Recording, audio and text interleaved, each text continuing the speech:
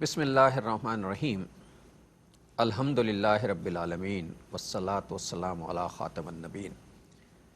ناظرین محترم السلام علیکم ورحمۃ اللہ وبرکاتہ۔ پروگرام سیرت النبی صلی اللہ علیہ وآلہ وسلم کے ساتھ آپ کا میزبان ڈاکٹر محمود غزنوی، آپ کے بہت ہی پسندیدہ اسکالر جناب شجاع الدین شیخ حاضر خدمت ہیں۔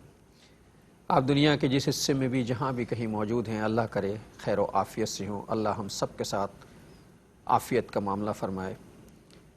ہم میں سے جو ہدایت یافتہ ہیں، اللہ ان کے درجات میں دنیا اور آخرت دونوں میں بلندی عطا فرمائے، اور جو ہدایت کے طالب ہیں انہیں ہدایت عطا فرمائے، پہلے مجھے اور اس کے بعد ہمارے سب احباب کو۔ سیرت النبی کا سلسلہ جاری و ساری ہے، اور پچھلا پروگرام جو ہے خدمت خلق کے حوالے سے تھا، اور اس میں سورہ فجر، سورہ واللیل اور سورہ زاریات کے حوالے سے کچھ گفتگو ہوئی تھی، جس میں مال کی محبت کے بارے میں بات کی گئی تھی، انفاق فی سبیل اللہ پہ بات ہو رہی تھی۔ انفاق سبیل اللہ جو ہے وہ خدمت خلق کا سب سے بہترین ذریعہ ہے، اور اس کے بعد جو ہے پھر ایثار کا معاملہ آتا ہے۔ انفاق کے بعد جو ایثار کا معاملہ آتا ہے وہ تو بہت ہی اعلیٰ درجے کا تقویٰ ہے۔ تو میں چاہوں گا شجاع صاحب پچھلے پروگرام کا ریکیپ دے دیں، تو پھر ہم انشاءاللہ اس پر آگے گفتگو کرتے ہیں۔ السلام علیکم ورحمۃ اللہ۔ آج میں پہل کر کے آج میں اصل میں ذرا سا چوک ہو گئی مجھ سے۔ کیسے مزاج ڈاکٹر صاحب؟ خیریت سے؟ الحمدللہ، ماشاءاللہ، جزاک اللہ خیراً۔ بسم اللہ الرحمن الرحیم، اللہم صلی علی محمد وعلی آل محمد وبارک وسلم۔ رب اشرح لی صدری ویسر لی امری واحلل عقدۃ من لسانی یفقہوا قولی واجعل لی وزیرا من اہلی، آمین یا رب العالمین۔ گزشتہ نشست میں ہم نے خدمت خلقی کے تناظر میں کچھ باتوں پر کلام کیا۔ نبی مکرم صلی اللہ علیہ وسلم کے واقعات کے تناظر میں کلام ہو رہا تھا، اور غزوہ خندق کا بیان آیا، خندقوں کے کھودنے کا معاملہ، اور خود اللہ کے پیارے پیغمبر علیہ السلام کو اس میں موجود رہنا، صحابہ کرام کے ساتھ مل کر کدال چلانا، اور پتھر ہے مٹھی ان کو ہٹانا اور خندق کو تیار کرنا، اور وہ کدال چلانا کہ جہاں صحابہ کرام سے چٹانیں نہ ٹوٹیں، تو حضور کی ایک ایک مرتبہ کدال چلانے سے چٹان پاش ہو گئی، اور حضور نبی اکرم صلی اللہ علیہ وسلم نے آئندہ کی فتوحات کی بشارات بھی عطا کی۔ پھر مشورے کے تعلق سے کلام ہوا، صلح حدیبیہ کا موقع، اور 1400 صحابہ کرام حالت منتظرہ میں رہے، اور امت کی ماں ام سلمہ رضی اللہ تعالی عنہا نے نبی علیہ السلام کو مشورہ دیا کہ آپ احرام کھول دیں، سب احرام کھول دیں گے۔ اس تعلق سے بھی ہم نے تفصیلی کلام کیا، اور مشورے کی جو سنت نبی صلی اللہ علیہ وسلم نے امت کو عطا فرمائی، اس کی اہمیت کا بھی اندازہ ہوا۔ کوئی اپنے آپ کو عقل کل نہ سمجھے، جس ذات بابرکات پر اللہ کا قرآن نازل ہو رہا ہے اور اللہ کی طرف سے احکامات جاری ہو رہے ہیں، جن کے پاس سینکڑوں نہیں ہزاروں مرتبہ جبرائیل تشریف لا رہے علیہ السلام، ان کو اللہ فرماتا ہے آپ بھی مشورہ کریں۔ تو ہماری عقل کیا بیچتی ہے؟ ہمیں اپنے معاملات، گھر کے ہوں، کاروبار کے، دوست احباب کے، ریاست کے ہوں، امور اجتماعی ہوں، گھریلو ہوں، ان سب پہ معاملات کو مشوروں سے طے کرنا چاہیے، اور گھر کی خواتین سے بھی مشورہ کر لینا چاہیے، جیسے کہ اللہ کے پیارے نبی علیہ السلام نے اپنی زوجہ محترمہ سے مشورہ کیا۔ پھر بات اگلے نقطے پر یوں چلی کہ قرآن کریم میں جا بجا ہمیں خدمت خلق کے حوالے سے مختلف اسالیب میں، مختلف پیرایوں میں رہنمائی عطا کی گئی، اس پر ہم نے کلام کیا۔ اسی تعلق سے سورہ لیل کی آیات پر کلام ہوا، اور اس میں جو اللہ تعالیٰ کے قانون ہدایت کا معاملہ، اس پر گفتگو ہوئی۔ جو خیر کی طرف بڑھنا چاہے گا، ہدایت کا طالب ہوگا، اللہ اس کو ہدایت دے دے گا، اور جو جانتے بوجھتے اپنے آپ کو خود ٹیڑھا کر لے، ضد پر اڑائے، تو اس کو گمراہ کرنے کا فیصلہ کر دیا جائے گا۔ مال کے خرچ کرنے کا ذکر دو اعتبارات سے آیا۔ جو مال خرچ کر رہا ہے اور تقوی اختیار کر رہا ہے اور سچائی کی تصدیق کر رہا ہے، آسان راستہ، جنت کا راستہ اس کے لیے آسان کر دیا جائے گا۔ اور جو بخیلی کر رہا ہے، مال کو بچا بچا کر رکھ رہا ہے، بے پرواہ بنا ہوا ہے، سچائی کی تکذیب کر رہا ہے، جھٹلا رہا ہے، اس کے لیے مشکل راستہ، جہنم کا راستہ آسان کر دیا جائے گا۔ ذکر آیا مال کی مذمت میں اس معنی میں کہ جو مال کو بچا بچا کر رکھتے ہیں، ان کا مذمت کا معاملہ ہے، یعنی خرچ نہیں کرتے راہ خدا میں۔ جیسے کہ سورہ فجر کا ذکر آیا کہ تم میراث کا مال کھا جاتے ہو اور مال سے بڑی شدید محبت کرتے ہو۔ سورہ ہمزہ کا ذکر آیا، اس کے لیے تباہی اور ہلاکت و بربادی ہے جو سامنے بیٹھ کر اور پیچھے بیٹھ کر برائیاں کرتا ہے، چغلی، غیبت، طنز، طعن وغیرہ، اور یہ وہ ہے جو مال جمع کر کر کے رکھتا، راہ خدا میں خرچ نہیں کرتا۔ اس کا خیال ہے کہ اس کا مال اس کو ہمیشہ باقی رکھے گا، حالانکہ ایسا نہیں ہے۔ آگے جہنم کی آگ کا ذکر بھی سورہ ہمزہ میں آتا ہے۔ یہ ذکر بھی ہوا کتنا ہی بنا لو، کتنا ہی کما لو، جب 2 فٹ نیچے 6 فٹ کے گڑھے قبر میں جاؤ گے، ساتھ کچھ بھی نہیں جائے گا۔ مال کے خرچ کرنے کے تعلق سے وہ ذکر بھی آیا کہ زکوٰۃ سے آگے بڑھ کر بھی راہ خدا میں خرچ کرنا چاہیے۔ البقرہ آیت نمبر 177 اور جامع ترمذی کی حدیث کا حوالہ دے کر ذکر ہوا کہ مال میں زکوٰۃ کے علاوہ بھی حصہ مقرر ہے۔ پھر یہ ذکر بھی آیا کہ راہ خدا میں زکوٰۃ بھی دی جائے، صدقات بھی دیے جائیں، اور خوش اسلوبی کے ساتھ، نیک نیتی کے ساتھ کو مال کو خرچ کرنا چاہیے۔ اور پھر ریکمنڈ میں نے کیا تھا، گزارش کی تھی کہ سورۃ البقرہ رکوع نمبر 36 اور رکوع نمبر 37 کا ضرور مطالعہ کریں کہ جو انفاق کے موضوع پر بہت بڑا عظیم خزانہ ہے آیات کا جو اللہ تعالیٰ نے عطا فرمایا، اور اسی میں البقرہ کی آیت نمبر 261 جس سے رکوع نمبر 36 کا آغاز ہوتا ہے، اللہ تعالیٰ فرماتا ہے ایک دانہ تم راہ خدا میں دیتے ہو تو 7 بالیں اگ آئیں، اور ہر بال میں 100 دانے ہو، یہ 700 گنا ہو گیا۔ دس از ناٹ دا لمٹ، واللہ یضاعف لمن یشاء، اللہ جس کو چاہے گا 700 گنا سے بھی زیادہ بڑھ کر عطا فرمائے گا۔ یہ کچھ گفتگو مجھے یاد آ رہا ہے کہ ہم نے پچھلی مرتبہ کی تھی۔ یہی ساری گفتگو ہوئی تھی۔ اور ناظرین مطلب کچھ چیزیں ایسی ہیں، مطلب ہم کہتے ہیں نا کہ انسان کو، ہر مسلمان پر علم حاصل کرنا مرد و خاتون دونوں پر فرض ہے۔ اتنا علم حاصل کرنا کہ جو اپنی معاملات کو ہوا، مثلا اگر تاجر ہے تو تجارت کا علم، ظاہر ہر آدمی مفتی تو نہیں ہو سکتا، ہر آدمی شیخ الحدیث تو نہیں ہو سکتا، لیکن جن چیزوں پہ ضرورت ہے اتنا دین کا علم حاصل۔ تو جن لوگوں کے پاس مال بہت زیادہ آ رہا ہے، اللہ دے رہا ہے، ظاہر ہے اللہ ہی دیتا ہے سب کو، اللہ دے رہا ہے، مال انہوں نے بہت جمع کر لیا ہے، انہیں ان آیات کا ضرور مطالعہ کرنا چاہیے کہ بھئی مال آ گیا ہے تو اب اس کا خرچ ہمیں کیسے کرنا، چونکہ اس کا جواب دینا ہوگا کہ مال کمایا کیسے تھا اور خرچ کیسے کیا تھا۔ حدیث شریف میں آتا ہے، یہ حدیث بار بار دہرانی چاہیے، جامع ترمذی شریف کی روایت ہے، اللہ کے رسول مکرم صلی اللہ علیہ وسلم نے فرمایا بندے کے قدم اس کی جگہ سے ہٹ نہیں سکیں گے قیامت کے دن جب تک وہ 5 سوالات کے جوابات نہ دے دے۔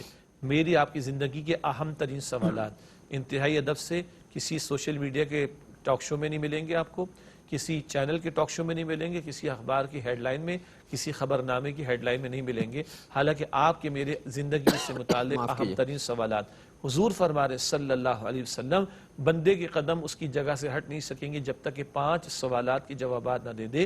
زندگی بتاؤ کہاں لگائی، جوانی بتاؤ کہاں کھپا دی، مال بتاؤ کہاں سے خرچ کیا، کہاں سے کمایا، جزاک اللہ، مال کہاں سے کمایا، اور نمبر 4 مال کہاں خرچ کیا، اور نمبر 5 جو علم حاصل کیا اس پر کتنا عمل کیا۔ یہ میرے اور آپ سے متعلق اہم ترین سوالات ہیں، ہم سب کے متعلق، ہم سب کے متعلق۔ اور حضور فرما رہے بندہ ہٹ نہیں سکے گا اپنی جگہ سے جب تک یہ 5 سوالات کے جوابات نہ دے دے۔ زندگی، جوانی، کمائی، خرچ اور علم پر عمل، جب تک 5 کے جواب نہیں دے گا اپنی جگہ سے ہٹ نہیں سکتا۔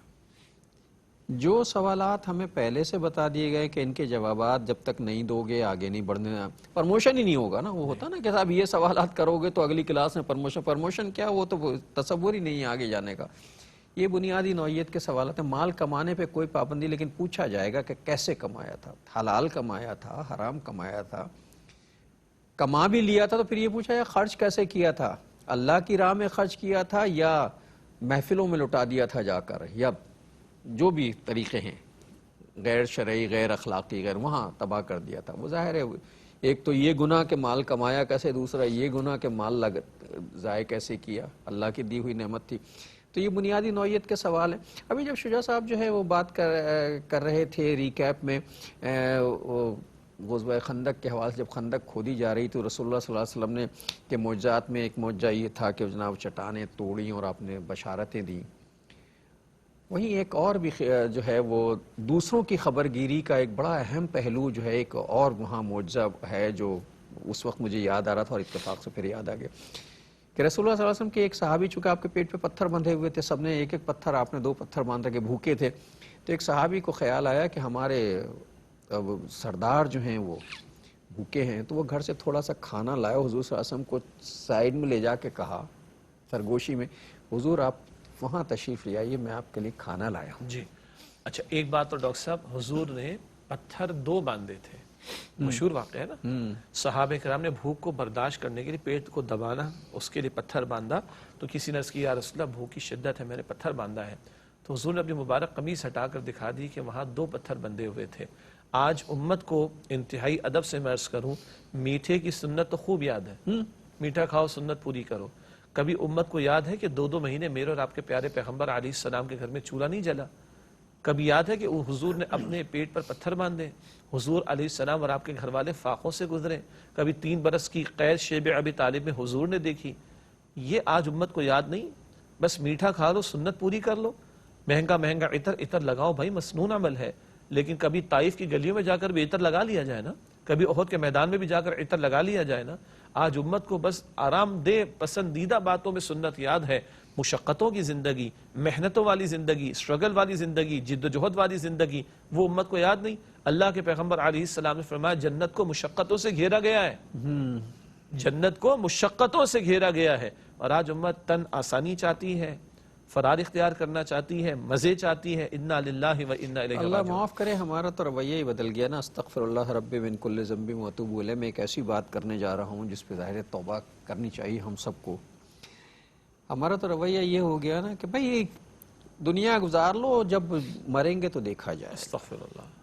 جنت کا معاملہ، دوزخ کا معاملہ مرنے کے بعد مرنے کے بعد کیا دیکھا جائے؟ کچھ بھی تو نہیں دیکھا جائے گا. اس کے بعد تو دیکھنے والی آنکھیں، سننے والے کان، بولنے والی زبان، چلنے والے ہاتھ پیر سبھی شل ہو چکے ہوں گے. پھر کیا دیکھیں گے؟ جی پھر تو کوئی اور ہی دیکھے گا. ہاں نہیں، پھر اللہ اپنے زبان میں رکھے. مرنے کے بعد جب قیامت برپا ہوگی تو پھر دیکھیں گے نہیں، دکھایا جائے گا. کیا کیا دکھایا جائے گا؟ قرآن کہتا ہے وَحُصِّلَ مَا فِي الصُّدُورِ، سینوں کے راز کھول کر پیش کر دیے جائیں گے، اندر ارادے و نیتیں کیا تھیں. قرآن کہتا ہے مَا يَلْفِظُ مِن قَوْلٍ إِلَّا لَدَيْهِ رَقِيبٌ عَتِيدٌ، کوئی لفظ انسان منہ سے زبان سے نہیں نکالتا مگر لکھنے والا تیار بیٹھا ہوتا ہے. قرآن کہتا ہے فَمَن يَعْمَلْ مِثْقَالَ ذَرَّةٍ خَيْرًا يَرَهُ وَمَن يَعْمَلْ مِثْقَالَ ذَرَّةٍ شَرًّا يَرَهُ. ذرہ برابر بھلائی انسان دیکھے گا اسے، ذرہ برابر برائی انسان دیکھ لے گا اسے. قرآن کہتا ہے اقرأ کتابک کفا بنفسک اليوم علیک حسیبا، اپنا نامہ اعمال پڑھ لے تو خود اپنا حساب کرنے کے لیے تیار ہے. آج عمل کا موقع ہے، کل نتائج دیے جائیں گے، کل دیکھنا نہیں، کل ہمیں دکھایا جا رہا ہوگا. دعا کرنی چاہیے اللہم حاسبنا حسابا یسیرا، اے اللہ تعالی ہم سب کے حساب کو آسان فرما. آمین. ناظرین ایک وقفہ لیتے ہیں، پھر آ کے بات کریں گے. السلام علیکم ورحمۃ اللہ وبرکاتہ. ویلکم بیک ناظرین. وقفے کے بعد پروگرام سیرت النبی صلی اللہ علیہ وآلہ وسلم میں آپ کا خیر مقدم ہے. صلی اللہ علی النبی الامی وآلہ صلی اللہ علیہ وآلہ وسلم. بات یہ ہو رہی تھی کہ ہم نے جو رویہ اختیار کر رکھا ہے یہ ہمارے ایمان کی کمزوری. ہم یہ سمجھتے ہیں کہ شاید یہ دنیا ہی ہمارے لیے ہے. میں بھی اس میں شامل ہوں. ہم سب دنیا میں زندگی جو گزار رہے ہیں بس یہی زندگی ہے، اور اس کے بعد ہم زبان سے تو کہتے ہیں کہ ہمیں آخرت میں جانا ہے، ہمیں اللہ کے سامنے پیش ہونا ہے. ہم جانتے یہ بھی کہتے ہیں وہ مالک یوم الدین ہے، لیکن ہم اس بات پر یقین بھی نہیں رکھتے. عموماً ہماری زبانوں سے یہ انتہائی غیر ذمہ دارانہ الفاظ نکلتے ہیں کہ وہاں کی وہاں دیکھی جائے گی، وہاں نہیں دیکھی جائے گی. جو کچھ دیکھنا ہے وہ یہیں دیکھ لیا جائے. وہاں دیکھنے والی کوئی چیز نہیں، وہاں تو دکھانے والی چیزیں شروع ہو چکی ہوں گی. اور یہ کتنا خوفناک منظر ہے، اس کو ذرا کبھی ہم ویژولائز نہیں کرتے کہ یہ جو بیٹھے ہوئے ہیں برابر میں، یہ ہماری ہر چیز کو نوٹ کر رہے ہیں. مثقال کے ذرے کے برابر بھی ہم، یعنی اس وقت جو میری زبان چل رہی ہے نا، یہ اس کو بھی نوٹ کر رہے ہیں. اور میرا دل جو اس وقت سوچ رہا ہے، اللہ تو نیتوں کو جانتا ہے، دل کے ارادوں کو جانتا ہے. جو میرے دل میں اس وقت ارادہ ہے وہ بھی اللہ تعالیٰ کو پتہ ہے. اور پھر جیسا کہ شجاع صاحب نے کہا کہ یہ دلوں کے راز کھول دیے جائیں گے، پھر کیا ہوگا؟ یہ جو 2 الفاظ آتے، بلکہ جو کرامن کاتبین کے الفاظ ہم استعمال کرتے ہیں قرآن میں ہے نا، سورہ انفطار میں، کرامن کاتبین یعلمون ما تفعلون، یہ معزز لکھنے والے بیٹھے اور جو تم کرتے ہو یہ جانتے ہیں اس کو. اور اللہ تعالیٰ اپنے بارے میں کیا فرماتا ہے؟ بار بار قرآن میں ذکر آتا ہے انہ علیم بذات الصدور، بے شک اللہ تعالیٰ سینوں کے رازوں سے بھی واقف ہے. اور پھر اللہ تعالیٰ ہلا دینے والے ایک مقام ہے قرآن حکیم میں، سورہ البقرہ میں آیت نمبر 284 میں آخری رکوع ہے، للہ ما فی السماوات وما فی الارض وان تبدوا ما فی انفسکم او تخفوہ یحاسبکم بہ اللہ. اللہ ہی کے لیے جو کچھ آسمانوں میں ہے اور زمین میں ہے، اور جو تمہارے دلوں میں ہے تم اسے چھپاؤ یا اسے ظاہر کرو، اللہ تمہارا حساب لے لے گا. اللہ تعالیٰ کو ان فرشتوں کی حاجت نہیں ہے، اللہ تعالیٰ کو لکھے ہوئے نام اعمال کی حاجت نہیں ہے. یہ تو اس لیے کہ کچھ معاذ اللہ جھوٹ بولیں گے قیامت کے دن. ہم نے ایسا کیا ہی نہیں. ہاں قرآن کہتا ہے، سورہ انعام میں ذکر آتا ہے، مشرکین کہیں گے واللہ ما کننا مشرکین، اللہ کی قسم ہم تو مشرک نہیں تھے. استغفر اللہ. سورہ مجادلہ میں 28 پارے میں منافقین کہیں گے اللہ کی قسم ہم تو ایمان والے تھے. تو ان کا جب یہ معاملہ ہوگا تو اللہ سب کچھ بھی پیش کرے گا. اور سورہ یاسین کی تلاوت تو سبھی مسلمان کرتے ہیں. الیوم نختم علی افواہہم وتکلمنا ایدیہم وتشہد ارجلہم بما کانوا یکسبون. آج ان کے منہ ہم بند کر دیں گے. اب یہ زبان اب جو ہے وہ اللہ کے حکم سے ان کے ہاتھ کلام کریں گے اور ان کے پیر بھی کلام کریں گے. 6 اعضاء کا ذکر قرآن نے کیا ہے. اور ایک جگہ سورہ نور میں آتا ہے کہ اب زبان والسنتہم، ان کی زبانیں بھی بولیں گی. پہلے وہ جھوٹ بولنا چاہ رہے ہیں، اب اللہ تعالیٰ روک دے گا. اب زبان اللہ کے حکم سے بولے گی، زبان، ہاتھ، پیر. اور ایک جگہ آتا ہے سورہ حامیم السجدہ میں سمعہم وابصارہم وجلودہم، ان کے کان اور ان کی آنکھ اور ان کی کھالیں بولیں گی. پوچھیں گے لما شہدتم علینا، اپنے کھالوں سے بندے پوچھیں گے تم نے کیوں ہمارے خلاف بولا.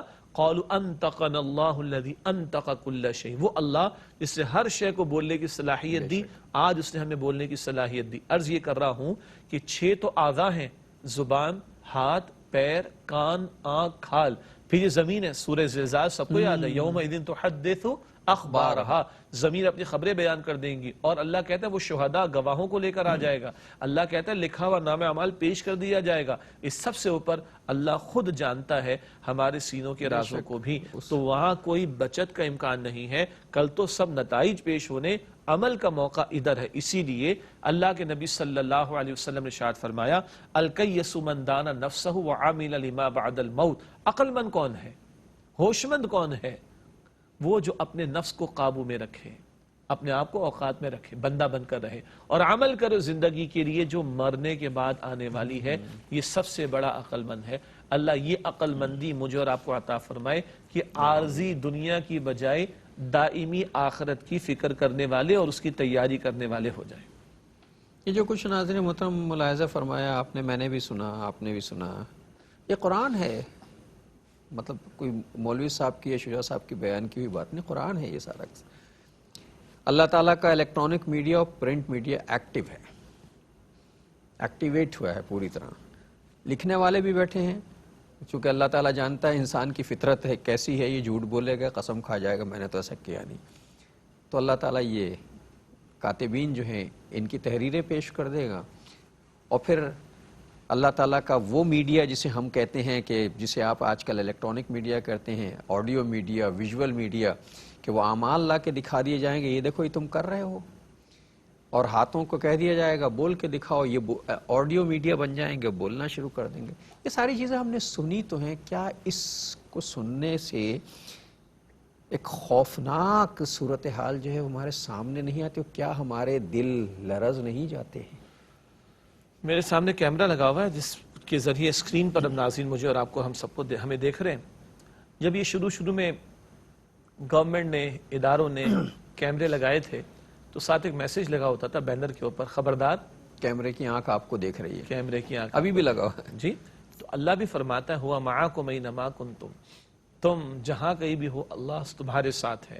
یہ جو کیمرے ہیں نا ڈاکٹر صاحب، ان کی کبھی ریکارڈنگ کرپٹ بھی ہو جاتی ہے، خراب ہو جاتی ہے. ان کی جو ریکارڈنگ سیوڈ ہے وہ کبھی فائل کرپٹ ہو جاتی ہے، کبھی وہ جی بی کی جو پتہ نہیں کتنے جی بی کی ہارڈ ڈسک ہوتی ہے وہ کرپٹ ہو جاتی ہے، کبھی سارا ڈیٹا جس کو عام زبان میں کبھی یہ فوکس آؤٹ بھی ہو جاتے ہیں، سب کچھ ہو جاتا ہے. ٹھیک ہے جی. اور کبھی ان کے ساتھ مینیپولیشن بھی ہو سکتی ہے. ٹھیک ہے جی. ان کو دبایا، چھپایا، بچایا، ہٹایا، سب کچھ کیا جا سکتا ہے. اللہ سبحانہ وتعالیٰ تو سب کچھ جانتا ہے. تو بات بالکل صحیح کی کیا یہ سب کچھ سن. اچھا ہم تو مسلمان ہیں نا، یہ تو آیات قرآنی میں نے پیش کی نا. میری جیسا آپ نے فرمایا کہ مولوی صاحب کی بات تو نہیں ہے، اللہ کا کلام بات تو ہے ہی نہیں، تو اللہ کا کلام ہے. تو ہم تو قرآن کو مانے بیٹھے، ہم تو نبی صلی اللہ علیہ وسلم پر ایمان رکھے بیٹھے. تو اللہ کا کلام تو پہلے دن سے ہمیں سمجھا رہا ہے، اللہ کے نبی کی تعلیم ہمیشہ سے ہمیں بات سمجھا رہی. اصل مسئلہ تمہارا یہاں کا ہے نہیں، اصل مسئلہ تو آخرت کا ہے. تم ادھر لوگوں سے بچ بھی گئے تو اللہ تعالیٰ کے سامنے کیسے بچو گے؟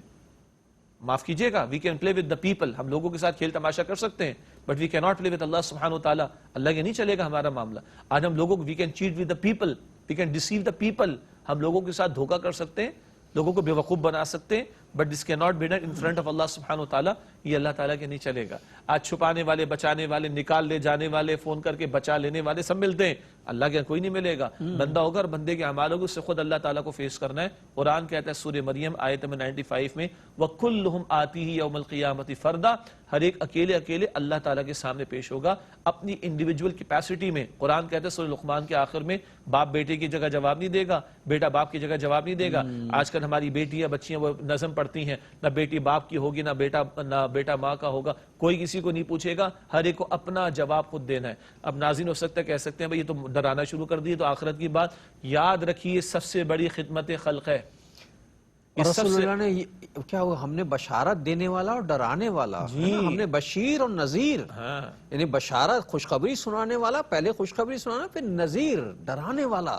یہ تو رسول اللہ کی کرنے کا فریضہ تھا، انجام دیا اپنے اس فریضے کو. تو میں دوبارہ اس کروں، یہ سب سے بڑی خدمت خلق ہے کہ لوگوں کو آخرت کی طرف متوجہ کیا جائے اور ان کو اللہ کے سامنے حاضری کے تعلق سے خبردار کیا جائے اور ان کو جہنم کی آگ سے بچانے کی فکر و کوشش کی جائے. جیسے حضور نے فرمایا صلی اللہ علیہ وآلہ وسلم بخاری شریف کی حدیث میں، لوگوں تمہارا حال ہے کہ تم جہنم کی آگ کا نشانہ بننے جا رہے ہو، گھڑے میں گرنا چاہتے ہو اور میں تمہیں کمر سے پکڑ کر کھینچ کر بچانے کی کوشش کر رہا ہوں. یہ سب سے بڑی خدمت خلق ہے. پہلے ہم ذکر کر چکے ہیں بھوکے کو کھانا کھلانا نیکی ہے، خاصی بہت بڑی نیکی ہے، مگر ایک بندے کی پیٹ کی آگ بجھ گئی تو یہ اچھا کام ہوا. لیکن اگر وہ جہنم کی آگ سے بھی بچ جائے یہ سب سے اچھا کام ہوگا. تو آج اگر لوگوں کی پیٹ کی آگ بجھ رہی ہے اور لوگ ایسے اعمال کر رہے ہیں جو جہنم کے انگاروں والے ہیں اور اپنے لیے جہنم کا سامان کر رہے ہیں تو یہ پائیدار خدمت خلق نہ ہوئی. اس لیے اپنے آپ کو اور لوگوں کو متوجہ کرنا آخرت کے بارے میں یہ تمام انبیاء رسول کی مشترکہ خدمت خلق ہے. بات وہاں سے شروع ہوئی تھی کہ ہم نے دولت کما لی ہے بہت زیادہ، اللہ نے ہمیں دے دیا ہے، تو اب ہمیں ذرا غور اس پر کرنا چاہیے، قرآن کی طرف رجوع کرنا چاہیے کہ دولت تو کما لی، اب اس دولت کے بارے میں ہمیں ہدایت کیا ملتی ہے. سورہ زاریات میں کہ انسان کی کمائی میں دوسروں کا حق ہے، جی ہے نا، دوسروں کا حق ہے. مالی اعانت جو ہے خدمت خلق کا سب سے بہترین نمونہ یا ذریعہ ہے. یہ انداز قرآن کا بڑا پیارا ہے. وفی اموالہم حق معلوم للسائل والمحروم. ایمان والوں کا بیان بلکہ جنت والوں کا بیان ہے. جنت والے کیسے لوگ ہیں؟ وفی اموالہم حق معلوم، ان کے مالوں میں متعین شدہ حصہ مقرر ہے. للسائل، سوال کرنے والوں کے لیے، محروم، محرومین کے لیے بھی. کوئی پہنچ جائے گا کسی کے پاس، تمہیں پہنچنا پڑے گا، تلاش کر لو. جی کوئی واقعتاً حاجت مند ہے اور کوئی ایسا تھا جس پہ کوئی چٹی پڑ گئی، جس پہ کوئی مصیبت آ گئی، بڑا کوئی آپریشن اس کے اوپر ڈیو پڑ گیا، کماتا تھا 15,000 مہینہ، 5 لاکھ کا آپریشن پڑ گیا، کوئی مدد نہیں پڑ رہی، بیچارہ محروم ہو گیا. تو ایمان والے جو جنت پائیں گے ان کے مالوں میں طے شدہ حصہ ہے. اور میں دوبارہ عرض کر رہا ہوں کہ صرف زکوٰۃ نہیں، زکوٰۃ کے علاوہ بھی دینا چاہیے. اور مزید بڑا، آج اگر میری سیلری میرے اکاؤنٹ میں آ گئی اور میں اے ٹی ایم کارڈ کے ذریعے یا کیش نکال رہا ہوں یا جو کیش میں سیلری ملی تو کچھ اخراجات تو فکسڈ ہوتے ہیں نا بھائی، گروسری والے کو پیمنٹ کرنی، اخبار والے کو پیمنٹ کرنی، دودھ والے کو پیمنٹ کرنی، بچوں کے اسکول والوں کو پیمنٹ کرنی، بچوں کا اسکول اگر ڈرائیور لگا رکھا ہے یا کوئی وین لگا رکھی ہے، طے شدہ ہے نا. جیسے یہ طے شدہ ہے ان ایمان والوں کے مالوں میں سوال کرنے والوں کے لیے اور محروم لوگوں کے لیے بھی حصہ متعین ہوتا ہے. یہ نہیں کہ سب کچھ کر لیا، اگر بچا تو اللہ کو دوں گا، نہ پہلے اللہ کی راہ میں دوں گا پھر باقی سارے کام کروں گا. اللہ اکبر کبیرہ. مومن کی ترتیب یہ ہونی چاہیے. تو قرآن کہہ رہا ہے، جنت والوں کی شان میں کہہ رہا ہے ان کے مالوں میں حصہ متعین ہوتا ہے، سوال کرنے والوں کے لیے بھی اور محروم لوگوں کے لیے. اب یہ اس سے زیادہ اس سے زیادہ خدمت خلق کیا ہو سکتی ہے؟ اور یہ ہم آپس کی باتیں نہیں کر رہے ہیں، ہم آپ کو کوئی واز نہیں ہو رہا یہاں کہ شجاع صاحب ایک واز کر رہے ہیں کہ بھئی ایسا کیا کو. یہ قرآن بیان ہو رہا ہے. اب اس سے زیادہ کیا ہو سکتا ہے خدمت خلق کہ قرآن ہمیں اس طریقے کی ہدایتیں دے رہا ہے اللہ کہ تمہارے مال میں دوسروں کا حصہ موجود ہے. اور میں نے کہا نا مالی اعانت کا جو عمدہ نمونہ ہے وہ جو ہے وہ خدمت خلق کا جو عمدہ نمونہ مالی اعانت کرنا ہے. بس یہیں سے خرابی شروع ہوتی ہے جب ہم مال جمع کر کے رکھتے ہیں.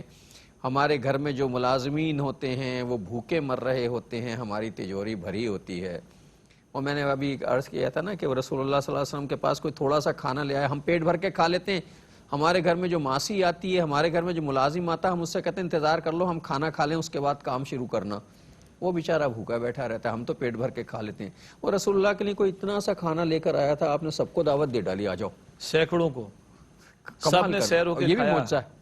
سب نے سیر ہو کے کھایا اور کھانا موجود رہا۔ اللہ اکبر، یہ حضور کا معجزہ بھی ہے۔ اور حضور نے اکیلے اپنے لیے دعوت پسند نہیں فرمائی۔ یہ نہیں کہ اللہ اکبر کہ صحابہ کرام تو خندق کھودنے میں اور دیگر امور میں لگے رہے اور حضور کھانا کھائیں۔ حضور کی جو بھی طبیعت ہے وہ اس کو گوارا ہی نہیں کر سکتی صلی اللہ علیہ وسلم۔ سب کو آپ نے بلایا، سب نے سیر ہو کر کھانا کھایا اور کھانا بچا رہا۔ یہ حضور کا معجزہ بھی اور یہ حضور کے اخلاق کریمہ بھی، اور اپنے صحابہ کو آن بورڈ لینا یہ بھی، اور ان کے ساتھ پوری معاملے میں متحرک رہنا اور ساری جد و جہد میں لیڈنگ فرام دا فرنٹ والی مثال پیش کرنا۔ لقد کان لکم فی رسول اللہ اسوۃ حسنہ۔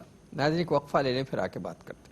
السلام علیکم ورحمۃ اللہ وبرکاتہ، ویلکم بیک ناظرین۔ وقفے کے بعد پروگرام سیرت النبی صلی اللہ علیہ وآلہ وسلم میں آپ کا خیر مقدم ہے۔ صلی اللہ علی النبی الامی وآلہ صلی اللہ علیہ وآلہ وسلم۔ کروڑوں درود ہوں نبی رحمت صلی اللہ علیہ وسلم کی بارگاہ میں، کہ جنہوں نے ایک ایسا نظام ہمیں عطا کر دیا اور ایک ایسے اللہ کا لایا ہوا پیغام دے دیا کہ اس کو جتنی مرتبہ پڑھتے ہیں وہ، یا جتنی مرتبہ اس کے بارے میں سنتے ہیں، اندر ایک عجیب سی کیفیت جو ہے وہ پیدا ہو۔ اللہ تعالیٰ اس کیفیت کو قائم رکھ کے ہدایت کا سامان فرمائے، میرے لیے بھی اور سب کے لیے۔ ہم بات کر رہے تھے کہ مالی اعانت جو ہے خدمت خلق کا بہترین نمونہ ہے، اور مالی اعانت دو طریقے سے ہوتی ہے، ایک ہوتا ہے ایثار، دوسرا ہوتا ہے مہمان نوازی۔ ایثار جو ہے تو بہت ہی اعلیٰ درجہ ہے۔ ایثار کا مطلب یہ ہے کہ کسی چیز کی مجھے ضرورت ہے، میں اس ضرورت کو نظر انداز کر کے کسی اور کی خدمت کر دیتا ہوں۔ اور اسلام کے قرون اولیٰ کے لوگ اور رسول اللہ صلی اللہ علیہ وسلم کے زمانے کے لوگ اور وہ صحابہ کرام جو ہیں وہ ایثار کی بہترین دنیا میں مثالیں ہیں۔ دیکھیے، اس پر ہم نے پہلے بھی کلام کیا ہے، اور قرآن تو مطلوب رویہ یہی ہمارے سامنے فیاضی کا آخری درجہ ہے۔ جی جی۔ اور جو سورہ الحشر میں ذکر آتا ہے وَيُؤْثِرُونَ عَلَىٰ أَنفُسِهِمْ وَلَوْ كَانَ بِهِمْ خَصَاصَةٌ، وہ اپنے اوپر دوسروں کو ترجیح دیتے ہیں خواہ خود کتنے ہی ضرورت مند کیوں نہ ہو۔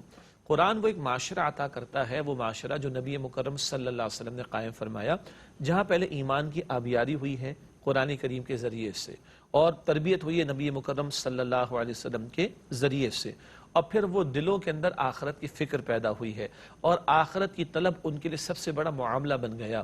لوگوں کو لینے اور مال کے ملنے کے مقابلے میں دینے اور خرچ کرنے میں لطف زیادہ آنا شروع ہو جائے، لینے اور ملنے کے مقابلے میں دینے میں اور خرچ کرنے میں لطف زیادہ آنا شروع ہو جائے، یہ ہے نبی مکرم صلی اللہ علیہ وسلم نے جو تربیت فرمائی قرآن کریم کے ذریعے اور اپنے مبارک عمل کے ذریعے سے۔ اس سے یہ صحابہ کرام کی جماعت پیدا ہوئی۔ انصار و مہاجرین کا مواخات کا رشتہ ہم بات کر چکے ہیں، اور پھر وہ کئی ایک گھر سے کھانے کا چلنا، اور ایک روایت کے مطابق 7 اور دوسری کے مطابق 12 گھروں سے ہو کر کھانا واپس اسی گھر میں پہنچ جانا ہم بات کر چکے ہیں۔ اپنے بچوں کو سلا دینا، خود بھوکا رہنا، اپنی زوجہ کو بھوکا رکھنا، اور مہمان کو پیٹ بھر کے کھانا کھلا دینا، یہ واقعات ہمارے ذہن میں ہیں۔ یہ ارج کب آتی ہے، یعنی یہ کب پیدا ہوتا ہے؟ جب آخرت سامنے ہوتی ہے اور پھر اجر و ثواب سامنے ہوتا ہے، تو بندہ لینے اور ملنے کے مقابلے میں دینے اور خرچ کرنے میں زیادہ خوشی محسوس کرتا ہے۔ تو صحابہ کرام کی عظمت سورہ الحشر میں بیان ہوئی کہ وَيُؤْثِرُونَ عَلَىٰ أَنفُسِهِمْ، یؤثرون اسی سے ایثار کا لفظ ہے، وَيُؤْثِرُونَ عَلَىٰ أَنفُسِهِمْ وَلَوْ كَانَ بِهِمْ خَصَاصَةٌ، وہ اپنے اوپر دوسروں کو ترجیح دیتے ہیں خواہ خود ہی کتنے ضرورت مند کیوں نہ ہو۔ اچھا، یہ صحابہ کرام کے زمانے کی بات، وہ تو خیر بہترین لوگ تھے، نمونہ لوگ تھے، اللہ ان پر اپنی رحمتیں نازل فرمائے۔ آج بھی ہم جیسے گناہگار لوگ، ہم جیسے دنیا پرست لوگ جو ہیں، آج بھی یہ تجربہ کر کے دیکھیں کہ کسی کو کچھ دیں اگر، تو اس کا اپنا ایک لطف ہوتا ہے، اس کا اپنا ایک سیٹسفیکشن جو ہے نا، وہ دینے میں زیادہ ہے۔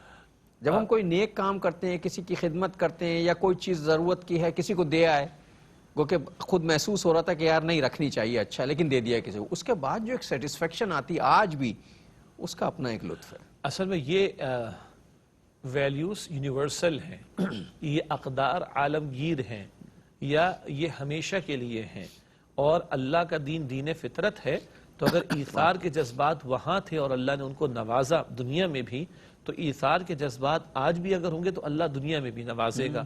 مثلا حضور علیہ السلام کی حدیث ہے کہ اوپر والا ہاتھ نیچے والے ہاتھ سے بہتر ہے، تو دینے والا ہاتھ لینے والے ہاتھ سے بہتر ہوگا، ایک بات۔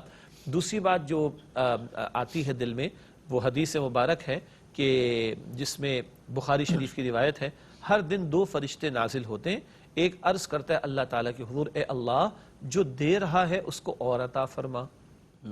جو دعا کرتا ہے اے اللہ جو دے رہا ہے اس کو اور عطا فرما. اور دوسرا ایک بددعا کرتا ہے کہ اللہ جو روک رہا ہے اس کا تباہ کر دے، اے اللہ جو بچا کے رکھ رہا ہے اس کا تباہ کر دے. تو اللہ تو دنیا میں بھی عطا کرتا ہے، آخرت کا تو وعدہ ہے ہی ہے، کوئی شک نہیں ہے. اور اصل وہی دنیا میں دیتا کون ہے سوائے اللہ؟ جی وہی دیتا ہے. ہاں، تو اللہ ادھر بھی بڑھا کر عطا کرتا ہے. جیسے آپ بھی واقف ہیں، میں بھی کچھ حضرات سے واقف ہوں. بعض وہ لوگ ہوتے ہیں کہ جن کے دوست، احباب، رشتہ دار اپنی زکوٰۃ کا ادا کرنا ان کے حوالے کر دیتے ہیں اپنی مصروفیات اور دیگر امور کے اعتبار سے. ایسے بعض حضرات نے بتایا، مثلا مثال کے طور پر ایک صاحب کہتے ہیں کہ بیٹا پچھلے سال اگر میں نے 10 لاکھ زکوٰۃ کے ادا کیے ملا کر، میں فگر تو کم ہی بتا رہا ہوں، ویسے بہت زیادہ فگر تھی وہ، ٹھیک، یعنی اپنے دوست احباب کے، تو کہتے کبھی ایسا نہ ہوا کہ اگلے سال وہ 10 لاکھ سے کم ہو. اگلے لاکھ 12 لاکھ دینے پڑتے ہیں، 12 ہو گیا، 20 ہو گیا، 25 ہو گیا. اس کا کیا مطلب ہے؟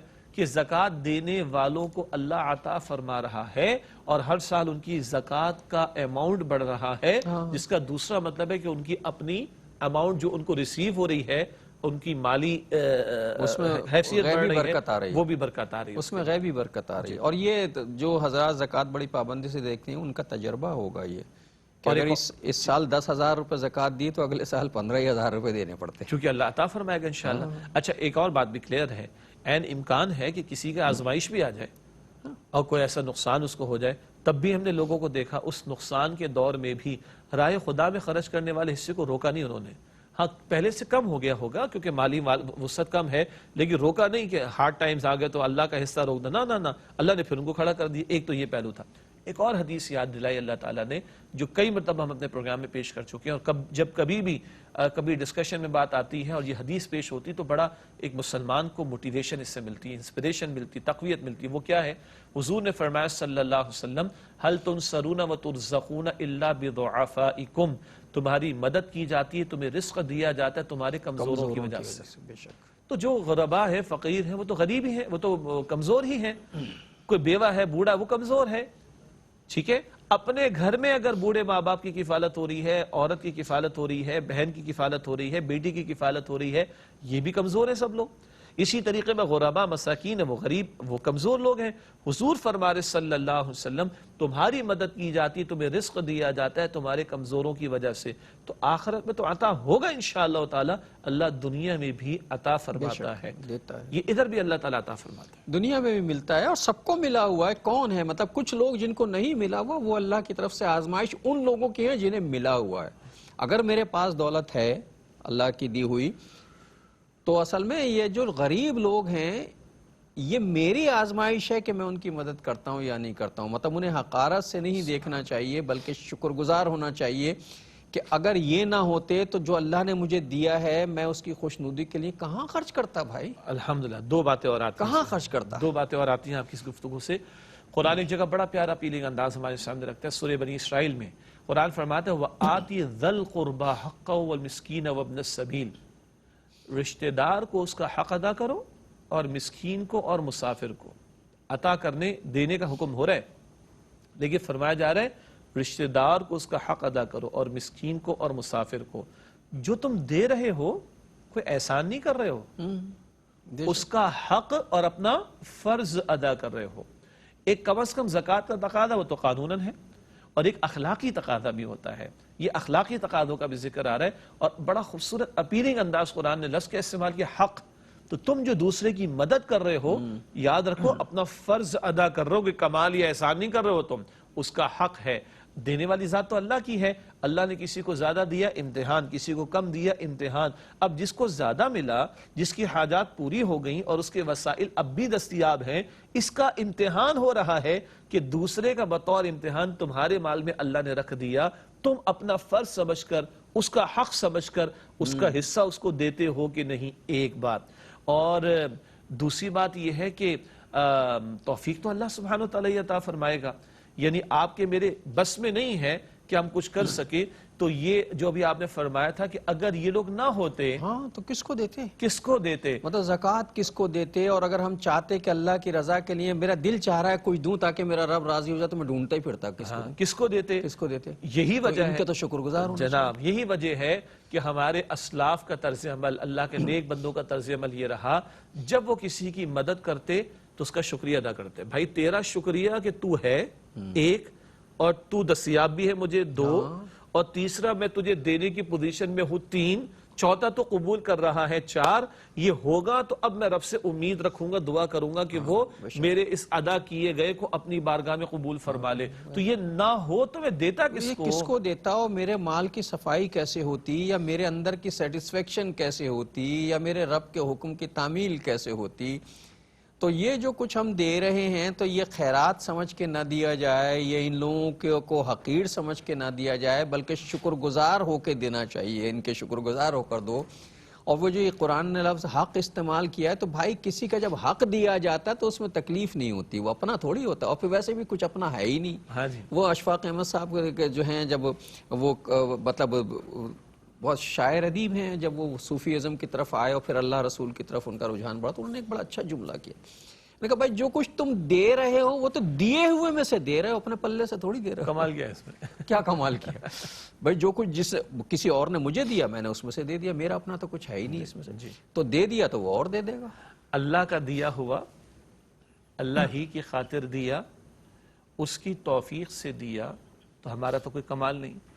وہ کہے کہ میں قبول کر لوں تو اس کا فضل، وہ کہے کہ میں تجھے اجر بھی دوں گا تو اس کا فضل در فضل، اور وہ کہے کہ بڑھا چڑھا کر دوں گا تو اس کا احسان، اور وہ کہے کہ 700 گنا اور اس سے بڑھ کر بھی عطا کروں گا تو یہ اس کی شان کریمی اور احسان ہے.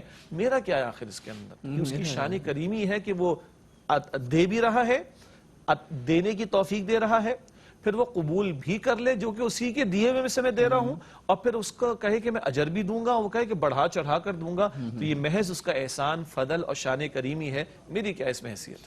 اب یہ کہتے ہیں نا کہ پتہ نہیں یہ مستحق ہے یا نہیں ہے، تو ایک بزرگ ہیں انہوں نے بڑی اچھی بات کہی، کہنے کہ بھائی تم یہ سوچتے ہو نا یہ پتہ نہیں مستحق ہے یا نہیں ہے، تم یہ بتاؤ کہ جو کچھ تمہیں مل رہا تم اس کے مستحق ہو. ہاں، اور جس دن اللہ تعالیٰ نے یہ دیکھنا شروع کر دیا کہ تم مستحق ہو کہ نہیں، تم کہاں کھڑے ہوں گے؟ کچھ بھی نہیں ملنا. پھر ناظرین اس کے ساتھ ہی ہمارے آج کے پروگرام کا وقت ختم ہو رہا ہے. انشاءاللہ زندگی بخیر رہی تو یہیں سے اگلا پروگرام شروع کریں گے. میں شجاع صاحب سے درخواست کروں گا آج کی حدیث ہدیہ فرمائیں. اللہ کے پیارے رسول صلی اللہ علیہ وسلم نے ارشاد فرمایا کہ کھجور کا ایک دانہ بھی اگر تم اللہ تعالیٰ کی راہ میں دے کر اپنے آپ کو جہنم کی آگ سے بچا سکتے ہو تو وہ ایک دانہ بھی خرچ کر دو. صحیح مسلم شریف کی روایت. اللہ تعالیٰ ہمیں ان احادیث مبارکہ پر عمل کرنے، انہیں سمجھنے، اس پر عمل کرنے کی توفیق عطا فرمائے. اگلے پروگرام تک کے لیے جناب شجاع الدین شیخ اور اپنے میزبان ڈاکٹر محمود غزنوی کو اجازت دیجیے. اللہ نگہبان. والسلام علیکم ورحمۃ اللہ وبرکاتہ.